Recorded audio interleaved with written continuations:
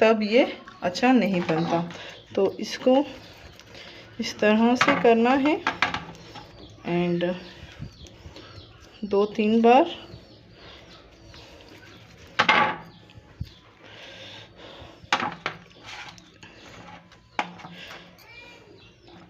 पंद्रह 16 बार अगर आप कर सकें तो इसको इस तरह करते जाना है। एंड गरम गरम है इसीलिए मेरे हाथों में नहीं आ रहा, बहुत ही ज़्यादा गरम है। करना है, बहुत ही मेहनत से बनता है हमारा जो पतीसा है, मेहनत करनी पड़ती है।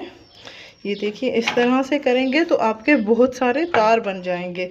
एंड 15 से 20 मरतबा इस तरह करें।